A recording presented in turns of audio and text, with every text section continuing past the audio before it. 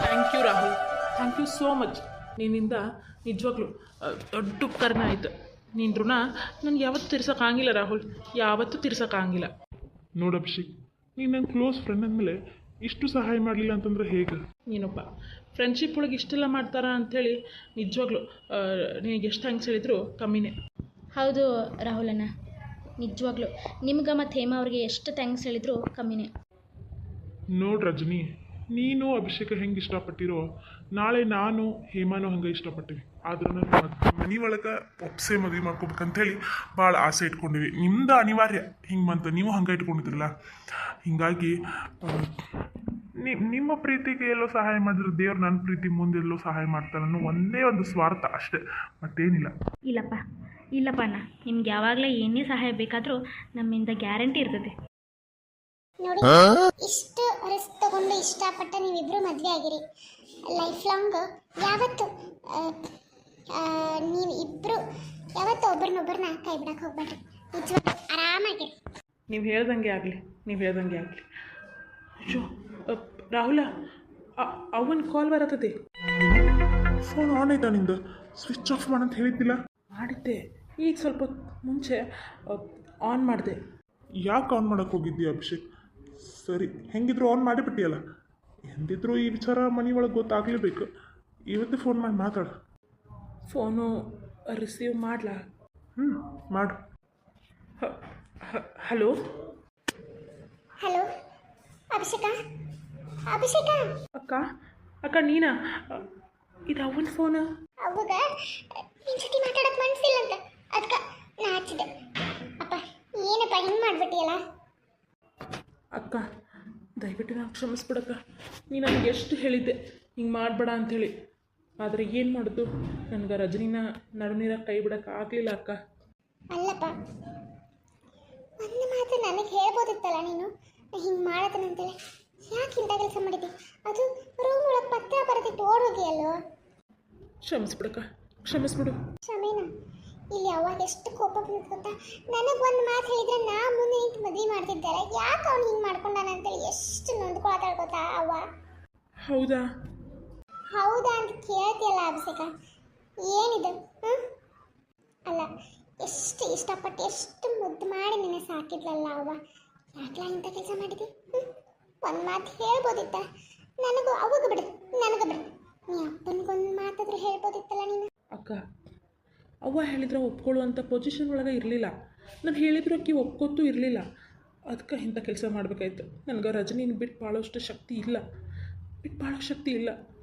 ನಾನು ರಜನಿ ಮದುವೆ ಆದ್ವಿ. ಏನು ಮದ್ವೆ ಯಾಕೆ ಬಿಟ್ಟ? ಯಾಕೆ ಅಭಿಷೇಕ ಹೊಟ್ಟೆ ಉರಿಸ್ತಿ ಹೆತ್ತವ್ರದ? ಅವ್ವ ನಿನ್ನ ಮೇಲೆ ಎಷ್ಟು ಆಸೆ ಇಟ್ಕೊಂಡಿದ್ಲ. ಒಬ್ಬನೇ ಮಗ ಮದ್ವೆ ಹಂಗೆ ಮಾಡಬೇಕು ಹಿಂಗೆ ಮಾಡಬೇಕು ಅಂತ ಎಷ್ಟು ಕನಸು ಕಟ್ಕೊಂಡಿದ್ಲ ನಿನ್ನ ಮದುವೆ ಬಗ್ಗೆ. ಯಾಕೆ ಹಿಂಗೆ ಮಾಡಿದೆ? ಎಷ್ಟು ನೊಂದ್ಕೊಂಡ ಗೊತ್ತಾ ಅವ್ವ ಹಿಂಗಿರೋದು ನಾನು ಯಾವಾಗೂ ನೋಡೇ ಇಲ್ಲ. ಅಯ್ಯೋ ದೇವ್ರೆ. ನೋಡು, ನೀನು ಬರೆದ ಪತ್ರ ಮನೆ ಒಳಗೆ ಎಲ್ಲರೂ ಒಪ್ಕೊಂಡಾರ. ಆಗಿದ್ದೇನೋ ಆಯ್ತು, ಏನು ಮಾಡಬೇಕು ಈಗ? ಆಗಿದ್ದನ್ನು ಬದಲಾಯಿಸೋಕಂತೂ ಬರಂಗಿಲ್ಲ. ಆ ಹುಡುಗಿನ ಕರ್ಕೊಂಡ ಮನೆಗೆ ಬಾ. ಅಕ್ಕ ಅಕ್ಕ ಅಕ್ಕ ಏನು ಹೇಳಕತ್ತಿ ಅಕ್ಕ ನೀನು? ಇಷ್ಟೊತ್ತನ ಕೈಲೆಲ್ಲ ಮಾತಾಡಿ ಶಾನ್ ಬೊಗರು ಅವಾಗ ಬುದ್ಧಿ ಹೇಳಿದ್ರು.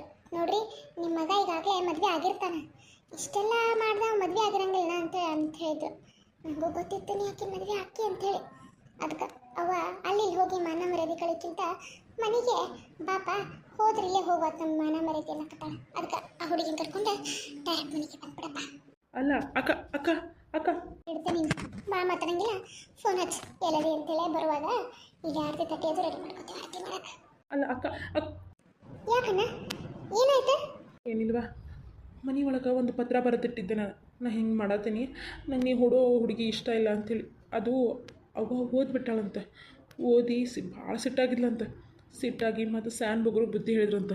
ವಯಸ್ಸಿಗೆ ಬಂದು ಹುಡುಗರು ನೀವು ತಿಡ್ಡು ಮಾಡಿದ್ರೆ ಅವ್ರು ಇನ್ನೂ ತಿಡ್ಡು ಮಾಡ್ತಾರೋ, ಹಾಗೆಲ್ಲ ಮಾಡಬೇಡ್ರಿ.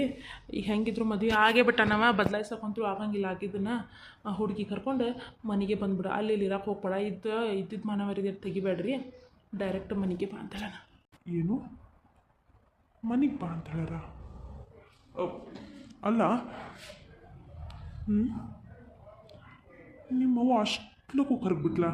ನೋಡು ಅಭಿಷೇಕ, ನಿಮ್ಮವ್ವ ಇಷ್ಟು ಲಘು ಮನಸ್ಸು ಕರಗಿ ನಿಮ್ಮಿಬ್ಬರನ್ನ ಒಪ್ಕೋತಾಳ ಅಂತಂದ್ರೆ ಭಾಳ ಖುಷಿ. ನಾ ಅಷ್ಟು ಖುಷಿ ಪಡೋಷ್ಟು ಮತ್ತಾರೂ ಇಲ್ಲ.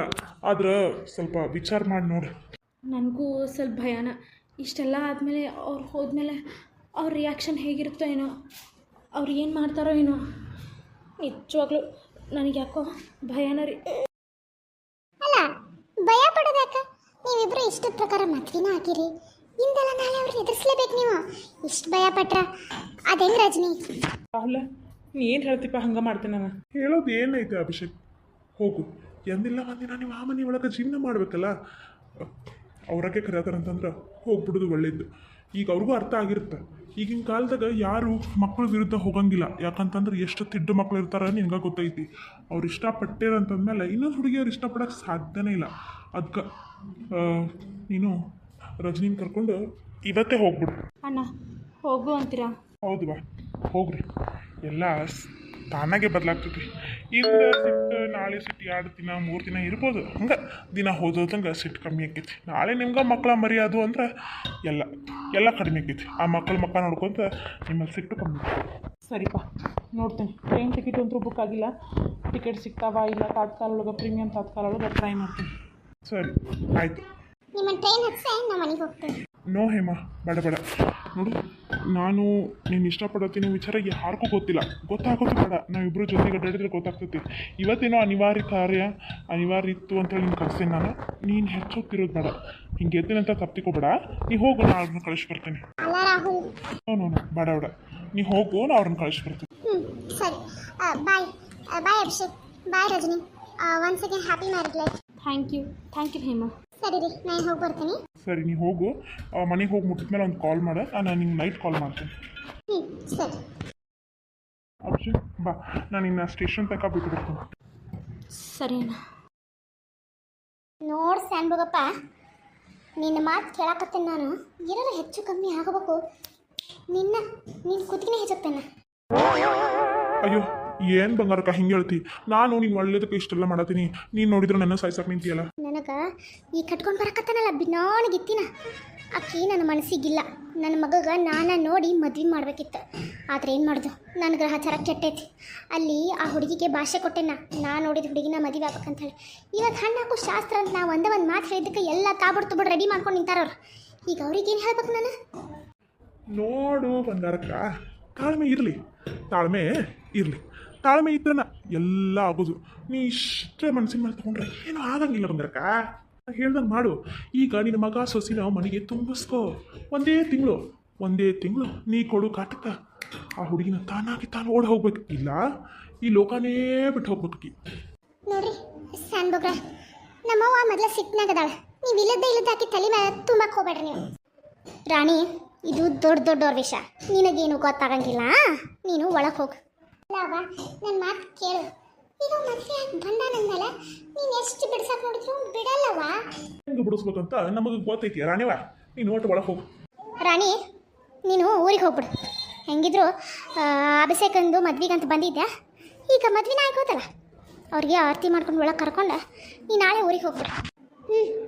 ಏನಾದರೂ ಮಾಡ್ಕೊಡಿ. ನನಗೊತ್ತು ನಿಮ್ಮ ಹೊಸೊಬ್ಬರನ್ನ ಬಡಕೈತಿ. ಏನಾರ ಹೆಚ್ಚು ಕಮ್ಮಿ ಆದ್ರೆ ಅನ್ಭವಿಸೋರು ನಾವು. ಆ ಸ್ಯಾನ್ಭೋಗಪ್ಪ ಅಲ್ಲ, ಎಲ್ಲ ಸ್ಯಾನ್ಭೋಗಪ್ಪನ ಮಾತು ಕೇಳಕತ್ತೀನಿ. ಈಗ ನೀವು ತಲೆ ಕೆಡ್ಸ್ಕೊಬೇಡ ಸ್ಯಾನ್ಭೋಗಪ್ಪ. ಆಕಿ ಹಂಗೆ ಸಿಟ್ಟು ವಸಿ ಜಾಸ್ತಿನೇ ಐತೆ ಆಕಿನ ಬಿಡು. ಅಯ್ಯೋ ಬಿಟ್ಟಾಕು ಬಂಗಾರಕ್ಕ, ಆಕಿನ ಯಾಕೆ ತಲೆ ಕೆಡ್ಸ್ಕೊತೀನಿ? ನಾ ಹೇಳ್ದಂಗೆ ಮಾಡಿ ನೀನ ನೋಡು. ಈಗ ಮಗ ಸೊಸಿನ ಮನೆ ತುಂಬಿಸ್ಕೋ. 1 ತಿಂಗಳದೊಳಗೆ ನಾನು ಆಕಿ ಮನೆ ಬಿಟ್ಟು ಹೊರಗೆ ಹಾಕ್ತೇನೆ ಅಂತ ನೀನು ನೋಡ್ತಿರ್ಬೇಕಾದ್ರೆ. ಸರಿ, ಆಗಿದ್ದಾಗಲಿ. ಇಷ್ಟೆಲ್ಲ ಆಗೈತಂತ ಅದು ಒಂದು ಕೈ ನೋಡೇ ಬಿಡೋಣ. ಒಟ್ಟಿನಲ್ಲಿ ನನ್ನ ಮಗ ನಾ ಇಷ್ಟಪಟ್ಟಿದ್ದ ಹುಡುಗಿನ ಮದುವೆ ಆಗ್ಬೇಕು. ಅದು ಯಾವ್ಯಾವಕ್ಕಿನ್ನೂ ತಂದು ಮನೆಯೊಳಗೆ ಹೋಗಿಸಿದ್ರೆ ನಾನು ನನ್ನ ಸೊಸಿ ಅಂತ ಒಪ್ಕೊಳ್ಳಂಗಿಲ್ಲ ಸ್ಯಾನ್ಭೋಗಪ್ಪ. ನಾನು ನನ್ನ ಸೊಸಿ ಅಂತ ಒಪ್ಕೊಳ್ಳಂಗಿಲ್ಲ. ಬಂಗಾರಕ್ಕ, ನನ್ನ ಮೇಲೆ ನಂಬಿಕೆ ಇಡು. ಈಗ ಅವ್ರು ಅಲ್ಲಿಂದ ಟ್ರೈನ್ ಹತ್ತಿರ ರಾತ್ರಿ 10-11 ಗಂಟೆಗೆ ಅಂದ್ರೆ ಇಲ್ಲಿಗೆ ಬರ್ತಾರೆ. ತಲೆ ಕೆಡಿಸ್ಕೊಬೇಡ. ಅವ್ರು ಬಂದಾಗ ನಾ ಬರ್ತೇನಂತ. ನಾ ಏನೇನು ಹೇಳ್ತೀನಿ ನೀ ಹಂಗೆ ಮಾಡ್ಕೊತ ಹೋಗು.